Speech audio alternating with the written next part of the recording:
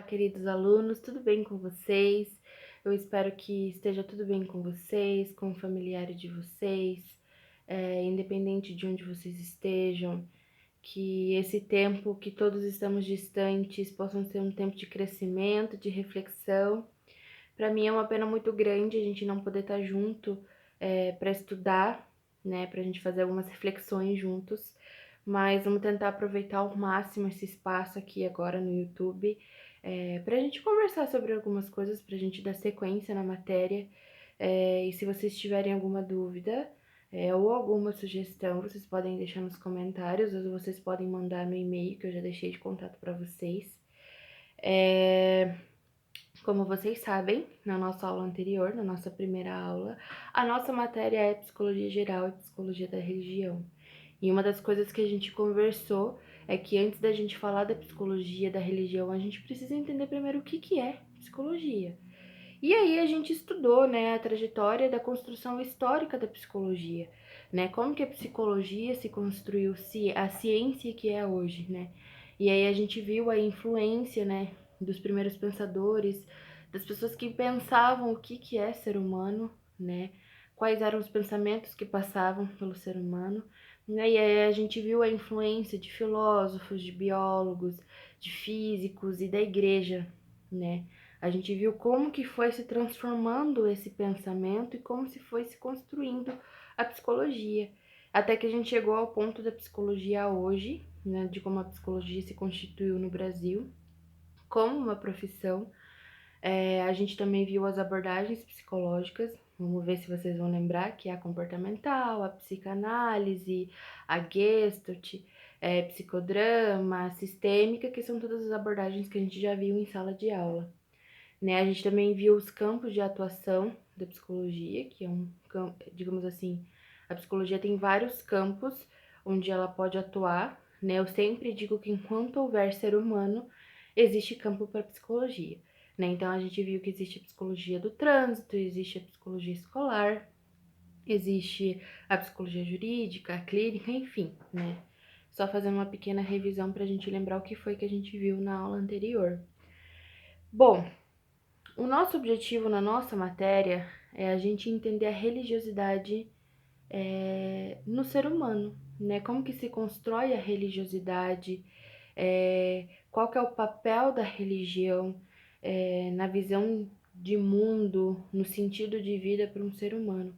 Só que, como eu disse, antes da gente chegar nesse nível, a gente precisa pensar em algumas coisas primeiro, né? E hoje, na nossa aula, a gente vai falar sobre psicologia do desenvolvimento humano, né? O que é desenvolvimento humano? Quando você escuta falar desenvolvimento humano, o que você pensa, né? E a gente pode falar que o desenvolvimento humano são as mudanças que acontecem em cada ser humano desde o momento que ele nasce até o momento que ele morre, né? São as mudanças físicas, são as mudanças neurológicas, são as mudanças cognitivas, e quando a gente fala de mudanças cognitivas, são os pensamentos, as emoções e inclusive as relações, né? Então a gente pode pensar que o desenvolvimento humano são as mudanças que ocorrem na vida de cada ser humano desde que ele nasce até que ele morre. Basicamente, né, a gente fala que essa parte da psicologia que estuda o desenvolvimento humano, ela foca em três questões, né? A primeira são as mudanças comuns, que são as mudanças que ocorrem para todo mundo. Ou seja, por que que todas as crianças começam a falar aproximadamente aos 12 meses ou um ano, né? Então, a psicologia do desenvolvimento, ela vai estudar por que que isso é comum a todas as crianças. Não quer dizer que não hajam as exceções. Por exemplo, crianças que começam a falar um pouco antes, crianças que começam a falar um pouco depois, né? E isso depende de vários fatores, depende do estímulo que a criança recebe, se a criança nasceu antes, se a criança tem alguma doença, alguma condição, tudo isso afeta, digamos assim, a normalidade desse desenvolvimento. Mas, basicamente, em termos gerais, a gente diz que a criança começa a falar aos 12 meses, né? E aí a gente tem que entender por que que isso acontece com todos, né? E aí tem as mudanças particulares, que são as mudanças que ocorrem, que não ocorrem para todo mundo. Então são mudanças que podem acontecer comigo e que não necessariamente vai acontecer com você. Mas também podem ser mudanças que acontecem com você e que não acontecem comigo. Por exemplo, por que existem pessoas que são mais pacientes e por que existem pessoas que são mais intolerantes, né? Então, a psicologia do desenvolvimento também busca entender o que foi que aconteceu na história desse indivíduo que fez com que ele se desenvolvesse mais paciente ou mais intolerante, né? Isso a gente chama de mudanças particulares. E por fim, né, a gente também, na psicologia do desenvolvimento, estuda a influência do contexto, né, que o ser humano está inserido, né? Como que esse contexto influencia. E aí, para a gente estudar sobre essa parte de desenvolvimento, a gente precisa falar dos dois principais pensadores que, que se focaram em estudar o desenvolvimento humano, né? Eu sempre costumo dizer que surgiram dois homens que um dia se perguntaram como que cresce o organismo humano, né? Como que ele se desenvolve? E duas pessoas que ficaram inquietas com essa questão foram Piaget e Vygotsky, né? A gente vai estudar esses dois pensadores hoje, né? Principalmente o Piaget, né? O Piaget é um dos mais conhecidos. E uma coisa que é interessante a gente destacar é que os primeiros estudos sobre psicologia do desenvolvimento, normalmente só levavam em consideração o desenvolvimento até os 12 anos, porque eles acreditavam que o desenvolvimento humano, né, digamos assim, a maior época de mudança de um ser humano acontecia desde que ele nascia até os 12 anos, né? E depois se acreditava que quando a pessoa entrava na sua vida adulta não acontecia mais tanta mudança, né? Por exemplo, a gente costuma dizer, nossa, a infância passa tão rápido, a adolescência passa tão rápido. E de fato, biologicamente, né, passa muito rápido. Emocionalmente, psicologicamente, já são outros 500, né? Mas a vida adulta, e a terceira idade, ela tende a durar e tende a ser o maior tempo da nossa vida, né? Então, a infância e a adolescência é uma fase que acontece mais rápido e por isso que eles se focavam a estudar só esse período. Mas hoje em dia, né, tem se desenvolvido estudos porque não é bem assim, né? Existem transformações que acontecem na vida adulta também, fases que as pessoas passam na vida adulta, né? As crises que as pessoas passam na vida adulta talvez não seja tanto um desenvolvimento biológico, mas talvez seja mais um desenvolvimento psicológico. A crise dos 40 anos, as crises dos 30 anos, dos 20, enfim, crises para todas as idades, né? Que a gente acaba ouvindo por aí e são estudos que têm sido desenvolvidos. A terceira idade também, né? Já há um tempo a gente tem ouvido falar sobre a longevidade dos idosos, né? Cada vez os idosos estão vivendo mais e com qualidade de vida, né? Talvez isso se deva a um maior acesso à saúde, à informação, a recursos. Então, a longevidade das pessoas aumentou muito. E isso fez com que a psicologia voltasse também o seu olhar e o seu estudo para essas fases da vida, né? Mas hoje a gente vai focar no que esses dois pensadores trazem pra gente e a gente vai fazer reflexões em cima disso. Então a gente vai começar com Piaget.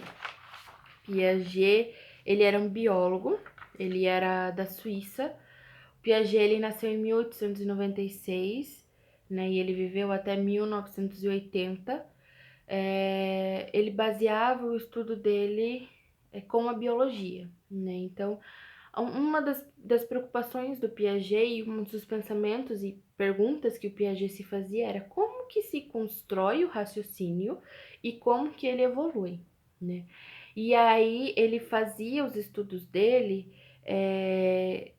dizendo que o desenvolvimento psicológico ele não pode acontecer separado do desenvolvimento orgânico, ou seja, do desenvolvimento biológico. Ele acreditava que o desenvolvimento psicológico ele acontecia conforme acontecia o desenvolvimento biológico. Então, ele baseava os estudos dele na biologia, afinal ele era biólogo e ele era lá da Suíça, né? Ele acreditava, por exemplo, que a criança ela não seria capaz de resolver os problemas se ela não tivesse uma estrutura cognitiva adequada, né? Ele acreditava que se surgisse algum problema maior do que a capacidade cognitiva de uma criança, ela não conseguiria aprender, né? E ela não conseguiria resolver essa situação, né? Outra questão que o Piaget fala é que a criança, ela não desenvolve o raciocínio dela com aquilo que é falado para ela, e sim com as próprias experiências. Então, até tem um exemplo que diz assim, que a criança, ela não vai aprender o que é fogo e ela não vai aprender que o fogo é perigoso porque um adulto foi lá e diz assim, ó, o fogo é aquilo ali, o fogo é quente e o fogo é perigoso, você não pode. O Piaget acreditava que a criança ela tinha que ter a própria experiência dela para ela aprender. Então ela só aprenderia se, por exemplo, ela chegasse perto do fogo ou se ela tivesse uma interação com o fogo, colocasse a mão no fogo e visse que é quente, aí ela conseguiria raciocinar: nossa, isso é quente, isso é desconfortável e isso me machuca, isso é perigoso, não posso mexer. Então ele acreditava que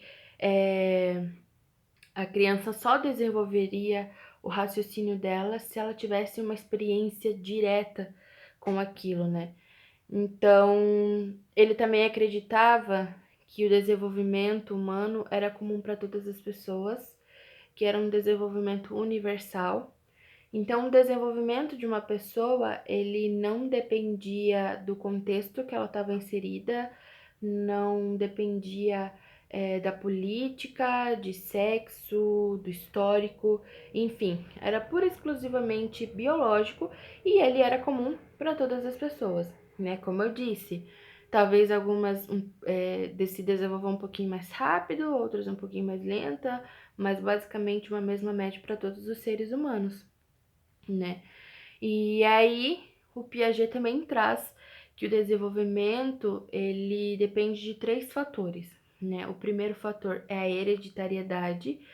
Aqui a gente vê que Piaget coloca a hereditariedade como um potencial, ou seja, vai depender da genética do ser humano, né, dos seus antepassados, e às vezes essa genética faz com que o indivíduo tenha um grande potencial de desenvolvimento. Ele também coloca a maturação, que é o aspecto físico, a forma como que o corpo amadurece, como que ele se desenvolve, né, os órgãos, os ossos, a parte neurológica, toda a parte física. Ele acredita que dependendo de como isso se desenvolve no ser humano, isso também vai afetar o desenvolvimento do raciocínio, do psicológico do ser humano. E por último, ele coloca aqui o meio. E aqui a gente cabe ressaltar que a gente não pode se enganar que o meio é o contexto social. O meio nada mais é do que o objeto com quem o ser humano interage, né? Mas não o contexto social.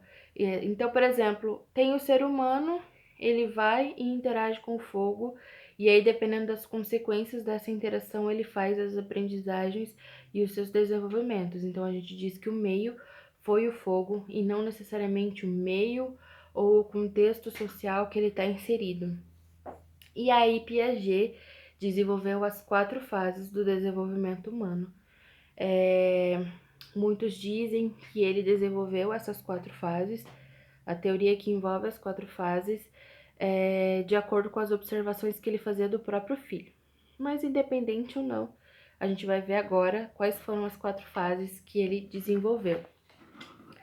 A primeira é uma que a gente chama de sensório motor, né? Essa fase do desenvolvimento sensório motor, ele acontece dos 0 aos 2 anos de idade. Em 0 a gente fala que é desde o momento que uma criança é concebida, desde que acontece a fecundação e surge a vida. Ele acreditava nisso. Então, essa é a fase que engloba o sensório motor. E o que acontece nessa fase? Né? Nessa fase, a criança ela não tem capacidade de abstração, né? Ela não tem imagens mentais. digamos assim, nessa fase a criança é rústica, né? Ela nasce com os reflexos inatos, por exemplo, ela nasce já sabendo sugar, por exemplo, o leite da mãe, mas não porque foi algo que ela aprendeu, mas simplesmente porque é um reflexo, né? Nessa fase da vida, a criança ela não tem a capacidade de pensar abstratamente, né? Ela é uma inteligência mais prática. Nessa fase da vida da criança, ela entende, ela percebe o mundo através das sensações e dos movimentos, né? Então, a gente fala também do campo de visão, né? Que esse campo de visão é que o objeto, o mundo, só existe naquilo que ela consegue enxergar. Então, por exemplo, nessa fase, suponhamos que nós adultos sabemos que existe bola de futebol, mesmo que nesse exato momento a gente não esteja enxergando uma. Nessa fase da vida que a criança tá, que é o sensório motor, ela não consegue entender que existe uma bola mesmo que ela não enxergue. Se você colocar uma bola na frente dela, isso vai chamar a atenção dela, ela vai enxergar aquele objeto, mas uma vez que esse objeto sai do campo de visão dela, ela, ela é como se o objeto deixasse de existir. Então é muito comum nessa fase, você que já foi mãe, ou que é tia, ou que trabalha com crianças, ou observa crianças, que nessa fase é muito comum quando a criança descobre que ela tem uma mão, que ela descobre que ela tem um pé. Então é muito engraçado de ver essa situação. E é muito comum para as crianças que, de repente, elas estão lá, elas estão experimentando o mundo, estão fazendo seus barulhos. A comunicação, eu digo que é uma comunicação baseada em choro, né? A criança ela chora para quando algo tá desconfortável, a criança chora para dizer que ela tá com sono, ela chora para dizer que ela tá com fome. Né? E também acontece que às vezes ela tá se mexendo, né? Ela tá desenvolvendo esse desenvolvimento motor e físico, tônus muscular, né? Ela vai mexendo os braços e ela vai começando a entender o que que é o corpo dela, e aí ela descobre a mão. Então é muito comum a gente ver bebês que ficam muito tempo olhando para as mãos ou lambendo os pés porque elas estão se descobrindo, né? Então a gente fala que essa fase da vida ela é muito mais de sentir, né? Ela é muito mais sensorial, ela é muito mais rústica, né? São os primeiros contatos que esse bebê tá tendo com o mundo, né? Então primeiro ela tá descobrindo que ela tem um corpo, que ela sente alguma coisa. Não existe nenhum pensamento abstrato, é apenas o prático, o que eu preciso para sobreviver.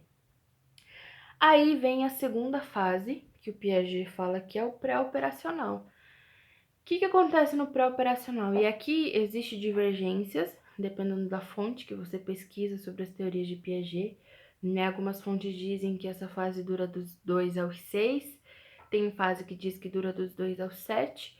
Eu gosto de falar das duas formas, né?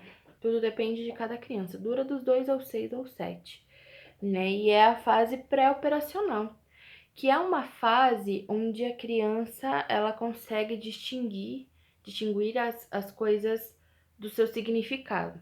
Por exemplo, ela consegue saber que existe um pincel e ela consegue saber que o pincel escreve ou deixa marcas. Então, o significador, o objeto é o pincel e o significado desse pincel é escrever, desenhar, pintar ou deixar algumas marcas, né? Nessa fase é a fase que as crianças vivem muito no mundo mais simbólico, né? Aquela fase que a criança começa a ir para a escola, é a fase que a criança assiste a desenhos e entende, né? Então a criança ela vive muito no mundo mais simbólico, mas ela não consegue entender transformações, né? Ela não tem essa capacidade ainda de entender que uma coisa pode funcionar ou pode se transformar em outras. Por exemplo, a água, né? A gente sabe que a água no estado líquido a gente pode beber,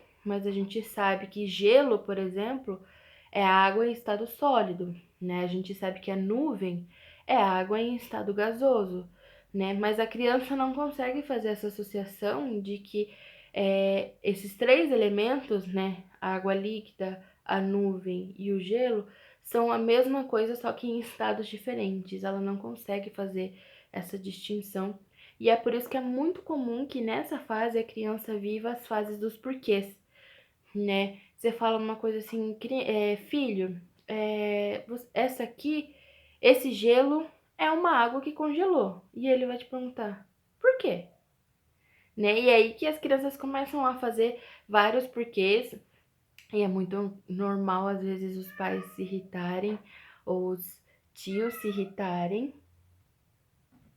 É uma fase que exige muita paciência, né? E às vezes a gente entende o porquê da criança mais como uma insistência ou como que ela tá querendo chamar sua atenção, e não.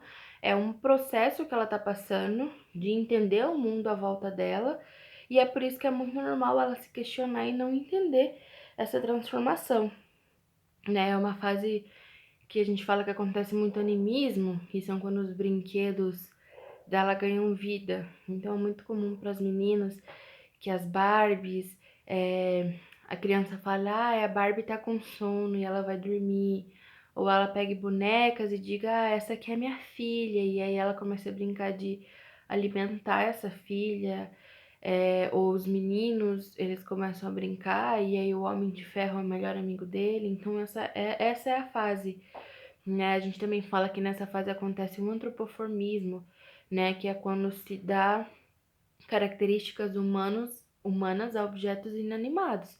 A criança fala, olha, a panela tá sentada no fogão, né? A gente sabe que uma panela não senta no fogão, mas para as crianças ela assume essa característica humana que é o de sentar, né? Porque é o processo que a criança está passando de começar a ligar o mundo real, aquilo que ela tá vendo, com o mundo simbólico que está se construindo na cabeça dela, né? É a fase onde se desenvolve a linguagem oral, né? É onde ela começa a falar melhor as palavras e começa a se desenvolver e começa a conseguir falar aquilo que ela sente, né? Aquilo que ela tá precisando, diferente da primeira fase que era no choro, né? Que ela já começa a desenvolver a linguagem.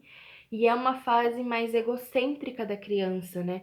E não é egocêntrica no sentido adulto da palavra, né? Que ela não se importa com ninguém, mas é uma fase que é mais voltada para ela, né? Que ela tá se descobrindo, então tudo é dela, tudo é para ela, mas eu digo que é um egocentrismo mais inocente, né? Porque é um egocentrismo que tá de uma criança que tá se desenvolvendo e entendendo quem é ela no mundo. A terceira fase, né, que o Piaget traz é o operatório concreto. Ela acontece de novo, né, tem uma divergência para as idades dessa fase, né? Tem gente que diz que o Piaget falou que era dos 7 a 11, tem outros que dizem que era dos 7 ao 12, mas independente, a gente coloca que é de 7 a 11 ou 12 anos. E é o operatório concreto, né? O que acontece no operatório concreto? No operatório concreto, a criança ela já tem mais uma lucidez, é mais, digamos assim, ela tem mais uma organização psíquica, né? É a fase que abrange normalmente a fase da pré-adolescência, né? Então, nessa fase que começa lá pelos 7 anos, né? Algumas crianças aos 6, é a fase, por exemplo, que ela já começa a desenvolver a linguagem escrita, ela começa a fazer as ligações daquilo que ela está escrevendo com o som que ela ouve, né? E isso ajuda a desenvolver rapidamente a questão do raciocínio, né? Nessa fase a criança ela já é capaz de resolver pequenos problemas.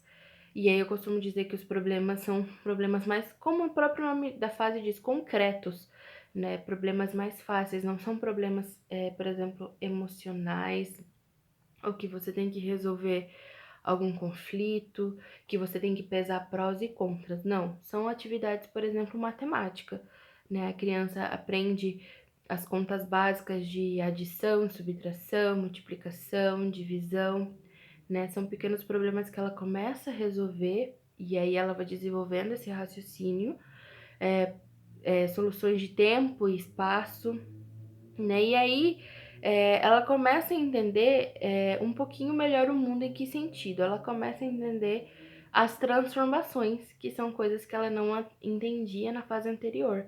Então, por exemplo, ela olha um bloco de madeira e ela pode entender que aquele bloco de madeira veio de uma árvore, né? A gente costuma falar que nessa fase a criança ela é menos egocêntrica, né? Ela começa a criar uma noção do outro, uma noção do que é conviver em uma comunidade, em uma família, em sociedade.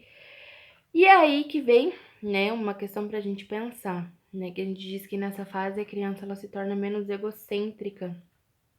E aí eu fico pensando, o que acontece na história de um indivíduo que faz com que ele, mesmo na vida adulta, continue sendo uma pessoa egocêntrica? Já parou pra pensar nisso? Né? O que aconteceu no histórico ou no desenvolvimento de uma pessoa que faça com que ela seja mais egocêntrica, né? E por fim, a última fase que o Piaget coloca é o operatório formal, que ele coloca dos 11 ou 12 em diante, né?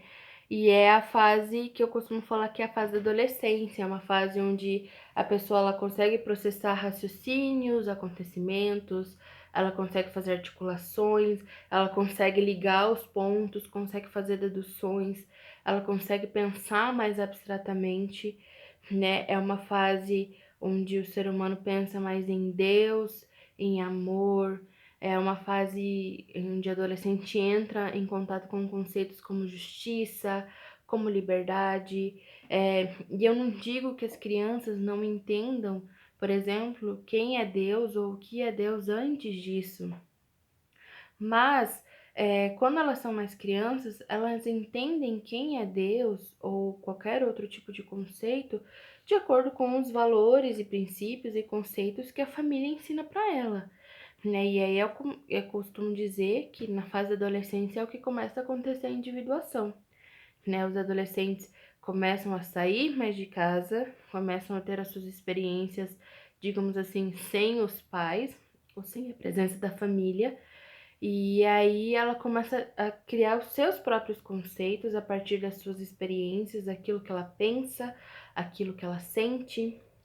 E, e é aí que eu costumo falar que a adolescência é essa fase enérgica, essa fase impulsiva, essa fase agitada, onde o adolescente começa a querer descobrir mais, começa a querer descobrir um mundo diferente, e aí ele começa a fazer de tudo um pouco, né? E muita gente diz que essa fase é a fase dos aborrecentes. Eu não gosto de usar muito essa palavra, né? Eu gosto de falar que é uma fase que o ser humano está entrando em contato com tantas outras coisas, né? E é uma fase que exige paciência, né? À medida que a pessoa vai tendo suas experiências, sejam boas ou ruins, e ela vai se encaminhando para a juventude e para a vida adulta, ela vai desenvolvendo o equilíbrio, né? Ela vai começando a ponderar melhor. Ou não, né? Tem gente que às vezes acaba não atingindo esse equilíbrio e precisa de alguma ajuda psicológica, né? Mas o normal seria isso, né? Primeiro a criança vem e conhece o mundo também a partir daquilo que a família ensina, do ambiente que ela está inserida, e isso é uma coisa que eu coloco, não é o que Piaget coloca. Mas aí na fase da adolescência, ela entra em contato com outras coisas, né, com outras pessoas, o seu grupo, e aí ela vai desenvolvendo a sua própria personalidade, a sua própria opinião. Então é muito comum é, a gente ver os adolescentes mais enérgicos e mais impulsivos, mais agitados, mais com sede de querer viver e de querer conhecer, né? E aí, assim se encerra essa fase, a quarta fase que o Piaget trouxe para nós, né? Então a gente pode entender que para Piaget o desenvolvimento humano ele acontece como uma construção, né? Então a gente diz que a teoria de Piaget é uma teoria construtivista. E aí na próxima aula a gente vai ver quais foram os pensamentos de Vygotsky. Até aqui a gente viu as ideias do Piaget, e aí na próxima aula a gente vai ver o que o Vygotsky acreditava, tá bom? Até lá!